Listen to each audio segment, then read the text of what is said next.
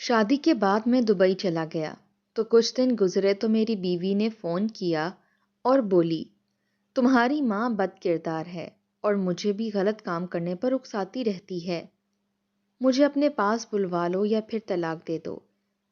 یہ سن کر میرا دماغ گھوم گیا تو میں نے بیوی سے کہا میں کہ چلی جاؤ اور میں کچھ مہینے کے بعد تمہیں لے جاؤں گا۔ 5 ماہ بعد میں واپس لوٹا تو میری اماں نماز پڑھ رہی تھی اور میں نے پیچھے سے زوردار لات ماری تو ایک چیخ کے ساتھ اماں بے ہوش ہو گئی۔ تو چیخ کی آواز سن کر چاچی بھاگی آئیں اور حقیقت جان کر میرے قدموں تلے سے زمین نکل گئی۔ جلال: مجھے چھوڑ کر مت جاؤ، تمہارے بغیر میں بہت اکیلی پڑ جاؤں گی۔ ابھی ہماری شادی کو زیادہ وقت نہیں ہوا اور تم واپس دبئی جا رہے ہو۔ ابھی تو میں نے تمہارے ساتھ بہت سارا وقت گزارنا تھا، ڈھیروں باتیں کرنی تھیں، گھومنا پھرنا تھا، شاپنگ کرنی تھی، مگر تم ہو کہ جا رہے ہو۔ میری بیوی بے حد اداس بیٹھی ہوئی تھی اور بار بار میرا ہاتھ پکڑ کر ایک ہی بات کہہ رہی تھی۔ سچ کہوں تو میرا بھی جانے کا دل نہیں کر رہا تھا، لیکن اگر میں خود اس کے سامنے حوصلہ ہار جاتا تو اسے حوصلہ کہاں سے دیتا؟ اس لیے دل کو مضبوط کیا اور کہا کہ گھوم پھر ہم بعد میں لیں گے، میں تمہارے لیے ڈھیروں پیسے بھیج دیا کروں گا، تم شاپنگ کر لیا کرنا۔ تب وہ غصے سے میری طرف دیکھنے لگی اور کہنے لگی مجھے تمہارے پیسوں کی ضرورت نہیں ہے، مجھے تمہارے ساتھ جا کر شاپنگ کرنے کی ضرورت ہے، ویسے بھی میں شاپنگ کی بھوکی نہیں ہوں۔ اس کے ناراض ہونے پر مجھے ڈھیروں پیار آیا تھا۔ جیسے تیسے میں نے اسے منایا تھا اور پھر اپنی ٹکٹ کنفرم کرنے کے بعد میں دبئی آ گیا تھا۔ یہاں آ کر میرا دل بھی نہیں لگ رہا تھا، میں اسے بے حد یاد کر رہا تھا اور اداس تھا، لیکن ایک بات کا میں شکر ادا کر رہا تھا کہ میری بیوی جتنا میرے آنے پر اداس تھی، فون پر بات کرتے ہوئے اتنی ہی ہنستی اور مسکراتی رہتی تھی۔ وہ ہنستے ہوئے بات کرتی تھی اور الٹی سیدھی باتیں کر کے مجھے بھی ہنساتی رہتی تھی۔ مجھے دبئی آئے 1 مہینہ ہو چکا تھا اور میری بیوی اسی طرح ہنستی مسکراتی تھی، مگر پھر میں نے نوٹ کیا کہ اس کا رویہ بدلنا شروع ہو گیا ہے۔ وہ چپ چپ رہنے لگی تھی، زیادہ بات نہیں کرتی تھی۔ اگر میں کوئی سوال کرتا تو ہوں ہاں میں جواب دیتی اور پھر خاموش ہو جاتی۔ مجھے اس کی فکر ستانے لگی۔ میں نے پوچھا فوزیہ کیا بات ہے؟ تم اتنی اداس اور چپ کیوں رہتی ہو؟ سب ٹھیک ہے نا؟ تمہاری طبیعت تو ٹھیک رہتی ہے نا؟ تب فوزیہ کوئی نہ کوئی بہانہ بنا کر بات ٹال دیتی، کبھی کہتی کہ ہاں میں ٹھیک ہوں، کبھی کہتی کہ نیند آئی ہے، کبھی سر درد کی شکایت کرتی اور کبھی کہتی کہ تھوڑا سا کام کر لیا تھا، تھک گئی ہوں۔ اس کے ان بہانوں پر مجھے یقین نہیں آتا تھا، لیکن میں مجبور تھا، میں اتنی دور بیٹھا اسے کچھ پوچھ بھی نہیں سکتا تھا۔ اماں سے بات کرتا تو وہ بھی یہی کہتی کہ سب ٹھیک ہے، فوزیہ تو بالکل ٹھیک ٹھاک رہتی ہے، ہنستی مسکراتی اور خوش رہتی ہے۔ میں اور زیادہ الجھن میں پڑ جاتا۔ اگر گھر میں سب ٹھیک تھا اور فوزیہ کی طبیعت بھی ٹھیک تھی اور کوئی مسئلہ یا پریشانی بھی نہیں تھی، تو پھر اس کا رویہ ایک دم سے ایسے کیوں بدل رہا تھا؟ اب جب میں اس سے بات کرتا تو مجھے لگتا جیسے میں 2 مختلف لوگوں سے بات کر رہا ہوں۔ وہ میری بیوی جو میرے آنے پر بہت اداس تھی اور وہ جس سے میں اب بات کر رہا تھا، دونوں الگ لگتی تھیں۔ میرے دن پریشانی میں گزرنے لگے تھے۔ میں فوزیہ سے بہت زیادہ محبت کرتا تھا۔ میں تقریباً 7 سال سے فوزیہ کو پسند کرتا تھا۔ دبئی آنے سے 2 سال پہلے بھی ہمارا رابطہ رہا تھا اور ہم دونوں ایک دوسرے کو پسند کرتے تھے، مگر خاندان والے نہیں مانتے تھے۔ وجہ ہماری غربت تھی۔ فوزیہ کے لیے ہی میں نے اتنی محنت کی تھی، دبئی آیا تھا، اپنا گھر بنایا تھا اور بہتر زندگی دینے کے لیے بے شمار جدوجہد کی تھی۔ تب جا کر فوزیہ کے والدین مانے تھے اور ہمارا رشتہ ہوا تھا۔ اس سے شادی کرنے کے لیے میں نے پورے 7 سال انتظار کیا تھا۔ اسے اپنی زندگی میں شامل کرنے کے لیے نہ جانے کیا کچھ کیا تھا، مگر اب جب وہ میرے ساتھ خوش نہیں تھی تو میرا دل جیسے ڈوبنے لگا تھا۔ ایک دن ہم کال پر بات کر رہے تھے، وہ حسب معمول ہوں ہاں میں جواب دے رہی تھی، جب میں نے اسے کہا کہ اگر تم اداس ہو فوزیہ تو میں واپس آ جاتا ہوں، اور اگر تم چاہو تو میں تمہیں دبئی بلوا لیتا ہوں، 6-7 مہینے لگیں گے اور کام ہو جائے گا۔ فوزیہ کہنے لگی کہ ہاں، میں آپ کی وجہ سے بہت زیادہ اداس ہو گئی ہوں، آپ مجھے اتنی جلدی چھوڑ کر چلے گئے ہیں، حالانکہ میں نے ہماری شادی کے لیے ڈھیر ساری امیدیں اور مان سے دعائیں کی تھیں، لیکن کوئی بات نہیں، آپ مجھے وہاں بلا لیجئے۔ تب میں نے کہا کہ ہاں، اماں کا مسئلہ ہے، اگر تم اماں کے لیے یہاں رہو گی تو مجھے ان کی فکر ستائے گی۔ تب فوزیہ کہنے لگی کہ اچھا کوئی بات نہیں، آپ 5-7 سال مزید محنت کر لیں، کاروبار کے لیے پیسے ہمیشہ کے لیے آ جائیں گے، میں آپ کے پاس نہیں آتی۔ میں دل سے خوش ہو گیا کہ فوزیہ کو میرے ساتھ میری ماں کا بھی احساس تھا، اس نے ایک دم میرے دل میں اور بھی جگہ بنا لی۔ میں نے اس بات کا براملہ اظہار بھی کر دیا۔ میری بات سن کر اس کے چہرے پر مسکراہٹ آئی۔ اس نے تھوڑی دیر مزید بات کی، ویڈیو کال پر مختلف چیزیں دکھائیں اور پھر فون بند کر دیا۔ میں خوش تھا کہ کئی دن بعد ہی صحیح فوزیہ کا موڈ بہتر ہو گیا تھا۔ میں آرام سے سو گیا، مگر مجھے علم نہیں تھا کہ اگلی صبح میری زندگی میں ایک طوفان لے آئے گی۔ صبح میں اٹھا تو فوزیہ کی کال آ رہی تھی۔ میں نے فون اٹینڈ کیا۔ مجھے ڈر ہوا کہ کہیں اماں کی طبیعت خراب نہ ہو، اس لیے وہ صبح صبح کال کر رہی ہے۔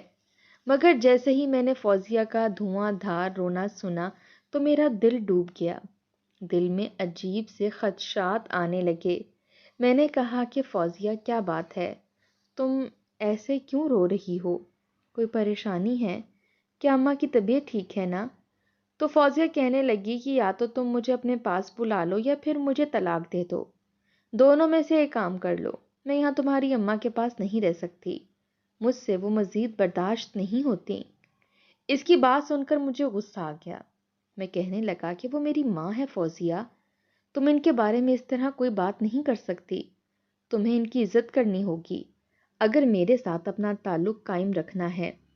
تب فوزیہ اور بھی شدت سے رونے لگی اور کہنے لگی کہ ہر طرف سے مجھے ہی جوتے پڑ رہے ہیں، مجھے بتاؤ کہ میں تمہاری عزت کو سنبھالوں یا تمہاری ماں کی عزت کو، دونوں میں سے ایک کام ہی ہو سکتا ہے، مجھے بتاؤ کہ میں کون سا کام کروں۔ میں اس کی بات سن کر مزید حیران ہوا اور کہا کہ کیا بکواس کر رہی ہو، مجھ سے سیدھی طرح بات کرو، جو بھی مسئلہ ہے۔ تب وہ کہنے لگی کہ تمہاری ماں 2 نمبر عورت ہے، غلط دھندوں میں ملوث ہے، وہ نہ صرف خود غلط کام کرتی ہے بلکہ مجھے بھی اکسا رہی ہے کہ میں بھی غلط کام کروں اور غلط راستے پر چل پڑوں، اس طرح کے 2 نمبر بن جاؤں۔ اس کی بات سن کر میرا دماغ گھوم گیا۔ میں نے کہا کہ فوراً جا کر اماں سے معافی مانگو، خبردار اگر تم نے میری ماں کے بارے میں دوبارہ ایسی کوئی بات کی، ان کی ساری زندگی میری آنکھوں کے سامنے گزری ہے، انہوں نے کبھی ایسا کچھ نہیں کیا، وہ بہت نیک، عبادت گزار اور نماز روزے کی پابند ہیں۔ تب فوزیہ اور زور سے رونے لگی، مگر فیصلہ کن انداز میں کہنے لگی کہ ٹھیک ہے، اگر تمہیں اپنی ماں پر اتنا یقین ہے تو مجھے طلاق دے دو، میں ہرگز بھی تمہاری ماں کے ساتھ نہیں رہوں گی، اگر مجھے اپنے پاس نہیں بلانا تو طلاق دے دو، میں اپنے کردار کو داغدار نہیں کر سکتی اور یہ عورت میرے کردار پر دھبا لگا کر چھوڑے گی۔ فوزیہ کے اٹل انداز کو دیکھ کر مجھے یقین ہو گیا کہ ضرور دال میں کچھ کالا ہے، ضرور اماں نے ہی کچھ ایسا کیا ہوگا۔ میں نے اسے کہا کہ تم ایسا کرو، اپنے مائکے چلی جاؤ، چند مہینے وہیں رہو، میں تمہارے کاغذات بنواتا ہوں، تمہارے دبئی آنے کا انتظام کرتا ہوں، پھر ہمیشہ کے لیے تمہیں اپنے ساتھ لے آؤں گا۔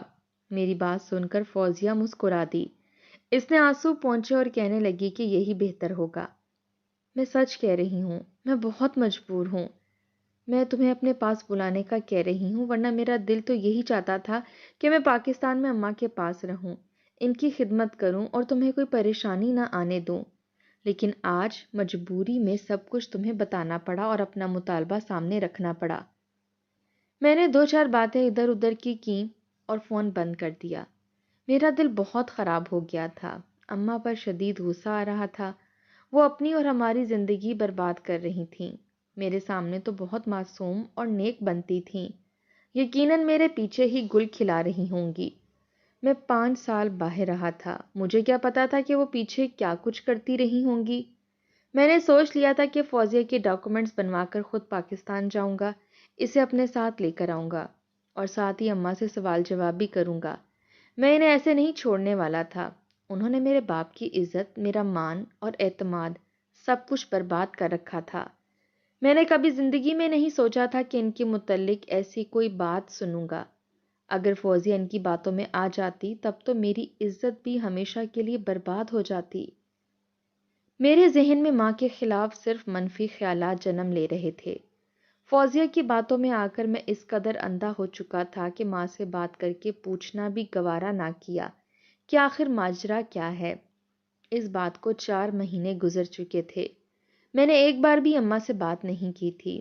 1-2 بار چچی کا فون بھی آیا تھا، لیکن میں فون نہیں اٹھاتا تھا اور کاٹ دیتا تھا، کیونکہ میں جانتا تھا کہ اماں ہی چچی کے نمبر سے کال کروا رہی ہوں گی اور چچی مجھے مجبور کریں گی کہ میں اماں سے بات کروں، جبکہ میرا ایسا کوئی ارادہ نہیں تھا۔